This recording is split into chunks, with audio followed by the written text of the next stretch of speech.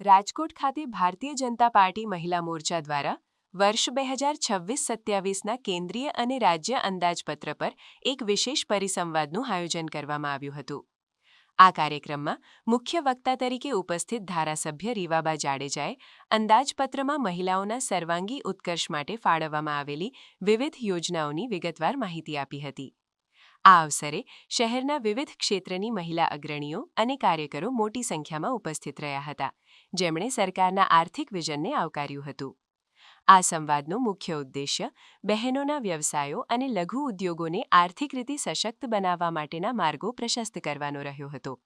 રીવાબા જાડેજાએ ભારપૂર્વક જણાવ્યું હતું કે આ વર્ષનું અંદાજપત્ર મહિલા સાહસિકો માટે વ્યાજ સહાય, મુદ્રા લોનની મર્યાદામાં વધારો અને ડિજિટલ માર્કેટિંગ માટે વિશેષ પ્રોત્સાહન પૂરું પાડે છે।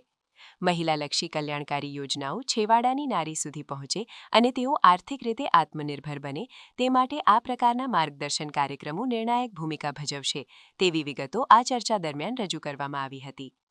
કાર્યક્રમના અંતે ઉપસ્થિત મહિલાઓએ અંદાજપત્રને લગતા ટેકનિકલ પ્રશ્નો પૂછ્યા હતા, જેના સંતોષકારક ઉત્તરો તજજ્ઞો દ્વારા આપવામાં આવ્યા હતા। રીવાબા જાડેજાએ મહિલા મોરચાના આ પ્રયાસને બિરદાવતા જણાવ્યું કે જ્યારે નારી આર્થિક રીતે સશક્ત બને છે ત્યારે સમગ્ર પરિવાર અને રાષ્ટ્રનો વિકાસ થાય છે।